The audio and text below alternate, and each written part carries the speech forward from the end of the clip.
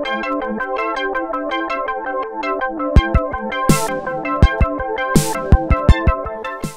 everybody, Ron Burke from Gaming Trend here with Mel. You are the creative, you're the... I'm Mel, I am the narrative director on Assassin's Creed Odyssey. Right. I was called the narrator earlier today, that was fun. So, the first question that I have for you is probably the most obvious. Did you do the mocap for the doctor in the beginning of the game? Like personally? Yeah, do the kind of looks. Yeah, you kind of look like the doctor in the very beginning of the game. No, I didn't. But that's cool. Yeah, it's a compliment. Yeah. So that's cool. I mean, that would be really awesome. I'd have to like go through a bunch of paperwork to get my actor contract and then be able to do it. So it'd be a bit more complicated for me. It's a lot easier to just hire an actor. Right. But no. So. The narrative is probably one of the biggest changes that I've noticed for Assassin's Creed. Last time that I talked to somebody about the game, they just casually dropped that, oh yeah, we're at about 100 hours of the game at this point to beat the game. There's about 100 hours of content or more. So you guys have added over 30 hours of I don't want to say cutscene because that's not right. It's not cutscene. It's interactive cinematic dialogue. Yeah. Yeah. So all of the conversation systems. So yeah, it's over 30 hours for sure. Yeah. And what we showed at E3 really doesn't actually cover what I've seen today. It seems like there's a lot more nuance to the decision. I know everybody kind of rolls their eyes and you're like, oh yeah, we added decisions and choices matter. But the choices actually matter. There's been some decisions that I've made or choices that I inadvertently made that had some unintended consequences. So without spoiling too much, what's some of your favorite maybe inadvertent choices that you can reveal in the game? Well, there's a really big one that we can't talk about. Yeah, but I quite like that one for other reasons that I actually can't talk about. And I did not see it coming. That's actually a cool thing. Oh, cool, good. The one with the family on Kefalonia that is plague-ridden is one that we used as kind of an example for the rest of the game because we worked on the early part of the game quite early in the production process, all the Kefalonia stuff, and that was one quest that's been around for forever, and it was kind of the benchmark of like, okay, you're making a big choice here. We need to have consequences to making moral decisions like this, and how can that impact the rest of the game? So we have choices that are short-term choices, that are medium-term choices, that are long-term choices. I guess the plague one would be considered a more medium-term one where you're making a choice off the bat, but then you don't know that by rescuing that family that you then doom Kefalonia to a plague. Right. But there's also short-term ones, ones that impact your relationships with characters based on the kind of personality, how you treat them, what you do in terms of like action-based roleplay. If you're lying to them, if you text them, whatever. Sure. And then there are longer-term ones, so like the hero's journey of the story, the personal story about the family. Hits on a succession of choices that you make throughout the game that then have different outcomes based on those choices that you make. So those are like very long-term ones.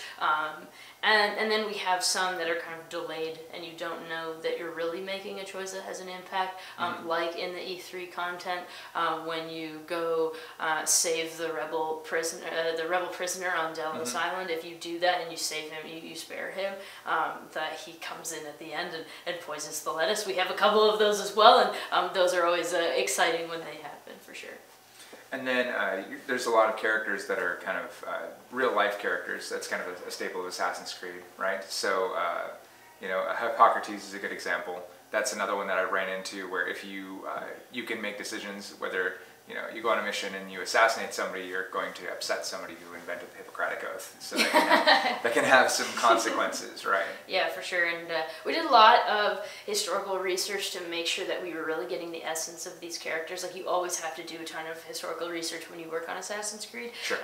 But when you're working on a historically based game that's also choice-driven, where you have branching dialogues and you can impact characters, you have to know how they're going to respond to those choices. So you have to really explore these characters to the fullest. It is really interesting when you take a historical character and then you put branching dialogue with them. For example, Hippocrates. Yeah, it's super fascinating. And as a historical fiction nerd, I mean, living the dream. So one of the main, I guess you could say, pillars is family. So is there anything that you could talk, without giving away, you know, kind of the whole thing, that you can talk about the differences between the two main characters? Is there any difference in their arc with their family, or is that all kind of the same path? So for Alexios and Cassandra, because we were making a game that centered around choice, we wanted the player to have the choice of who they were going to play, because it seems like a disservice to be like, hey, you can make all these choices except who you are. Right. So they exist for that reason. They are the same character. They have the same backstory. It's really based on, and the same base personality. And it's really based on the choices that you make that impact your experience. Now, when it comes to family, we really wanted to make a story that resonated with people, and because you're going to be exploring a wide variety of genres and tones in terms of narrative across the game. We wanted to pick a theme that was culturally relevant, but that also would resonate with people. So family is one of those things. It's very important in Greek culture. But also, no matter what your family status is, like you've been adopted, you're an orphan, you've come from a divorced home, you have two loving Maybe parents. somebody threw your brother off of a cliff. Something maybe, Spartanish. Maybe you have 5 parents, I don't know. Right. Maybe somebody ate your siblings. Yeah, maybe, right. Yeah, you could hit your own sibling. Ate your siblings. Oh, We're talking Grecian lore. Yeah, so, you could have eaten your sibling. You could have birthed your sibling from your thigh. Right. You know. It's very weird. It's very weird. You have a connection to family in some way. Right. You know, finding that base element, letting a player really grab onto that, and then be able to play with the character in terms of roleplay, but also grow with the character and make decisions that you can grow and evolve together. It was really important. So this is also the first one that we see the option to even have romance in the game. So that seems to be an option. But I've already seen some undertones of, and it's another Grecian thing, there's already the comedy and tragedy elements. I'm already seeing that start to bubble up, even in just the 6 or so hours that we've gotten to play. So how is that that concept of tragedy and comedy kind of infused your narrative? Well, when we were researching for the project, we were like hugely inspired because there's a huge wealth of stories that come from this time and much further before that we really wanted to tap into. And different myths are relevant in different areas of the world. Sure. Different. But a lot of different parts of the world are all inspired by a lot of the stuff that came from exactly. That's what I mean.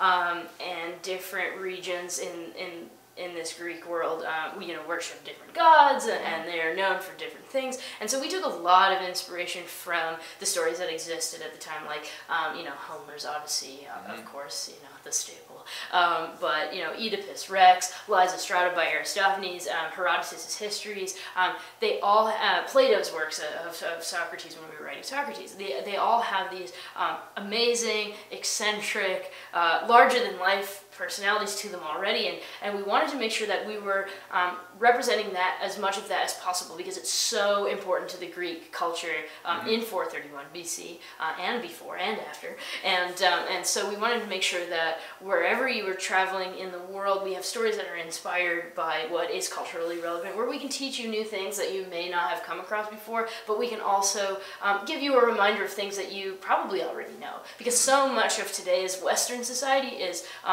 it came from there. They established a lot of the foundations of our world today. So. And I like that you guys have kind of saluted the, I'm one 164th related to pick somebody from history, right? And even the main character has some flavor of that. So you kind of see that with some of even the NPCs that you run into. So I appreciate that. Gave me a chuckle a few times. Oh, good. So on some of the fantastical elements, talk to me a little about how you guys tackled.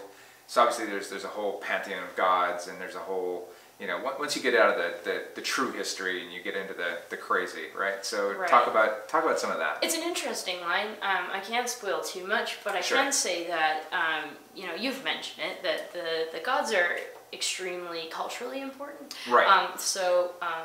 And the kind of oral history that we have that is very mythological in a sense is also very important to people in like the grounded real world. You know, people didn't travel very far, and if they traveled from one region to another, it was a really long distance, and things happened in the woods, and things in the woods are scary, and one story becomes something else, and it's kind of like that fisherman's tale, and then we have all these crazy mythological creatures that suddenly exist. So navigating that line and our tie to the first civilization, you know, we are, as much as we are a historically based game, we're also a sci-fi game to some degree, and so trying to navigate that line of like, how are we going to marry these two ideas of like this cultural importance and then also the Isu and how they fit into all of this, and how they can fit into this in a believable way in the lore, but also just like a fun and engaging way. Was a really fun line to kind of navigate, and I'm very excited for people to kind of get some more insight into what's going on in that. Like, we gave you a little teaser at Gamescom with the Medusa demo, but it is very out of context. It's very late game, you know, but by the time very tough. And very tough. You know, we drop you in, hey, level 50, try and figure out, here's Medusa. But, you know, by the time you actually get to her, you're going to understand what's going on, and I'm pretty excited. Yeah, I'm looking forward to seeing how you guys tackle some of the other mythological elements as well. I mean, as you said, you know, they typically didn't travel very far. It would be very boring to tell the story of how you sailed from here to there and nothing happened. So it has to be, you know, Scylla and Charybdis, and we were trapped in between, and that could be a very cool thing where you could tie that to the ESO, and you could say, you know, that could be a very cool element. I'm looking forward to seeing how you guys did that. And another way we kind of tied it in, just because you've met him now probably, is through Barnabas. Barnabas is our ship captain, and he is he's a lot larger. He's very larger than life, and he has a lot of faith in the gods, and he represents, and we display this in other areas of the world as well, but he represents how much that culture believed in the gods as a reason for existence and the way the world is the way it is. And so he's a really neat tie to that as well. And I like how you guys have kind of restructured the narrative a little bit as well. So it's not like, okay, I hate to beat up on Metal Gear, but it's like, okay, we're going to have 45 minutes of exposition. Hold on to your seats and go get coffee because you're going to need it. Instead, it's, you know, like, for instance, Barnabas, you know, he mentions this. It sounds like he's mentioning maybe Scylla or Charybdis, that whole element. But it's like, if you wanted to explore that, maybe there's an element for that to do that later. But we'll come back to it.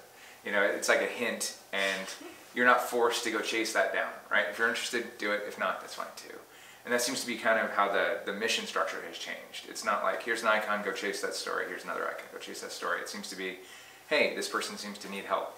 If you want to help them, go help. If not, don't. And we really wanted to, with the island of Kefalonia and Ithaca, be able to give you the time to incorporate yourself with the world, get to know your character, if you picked Alexios or Cassandra, how they relate to you, how you want to play them, give you a chance to understand some of the systems in the game, and then also give you a chance to know the story of the island and how you relate to it and why you're here, and start there before opening up the rest of the world, and being able to discover the rest of the world with your protagonist. So it was really fun to, you know, say, all right, we're gonna tell the story of Kefalonia first, and see where that takes us. And I do quite like that it is a slower pace to get kind of into it, but you know, you get to know who you are and why you're there. And it didn't feel like a tutorial area. That was kind of cool. Yay. Thank you. That's one of the win columns. I was interested to see that just for the press that are here, more than 75% picked the female protagonist. And I guess it was the same yesterday. So I'm interested to see what players are going to do. Us too. I mean, generally it's been fairly 50-50, which is really exciting because, you know, that's kind of what we were hoping for. Sure. But yes, we'll be excited to look at the data post-launch to see what those numbers are like for sure. What did you guys see at Gamescom or E3? Because you had the same choice there too, right? What did you guys see in terms of choice there? I actually don't know the stat for that. I'd be interested to know. I would too. Because that'll be interesting to see. I hope you guys do your typical infographic of this many million hours played and this many people chose which characters. Yeah, I'm sure that there will be something like that. But yeah, I'm also interested for sure. So anything else you wanted to add? We're pretty close to launch at this point.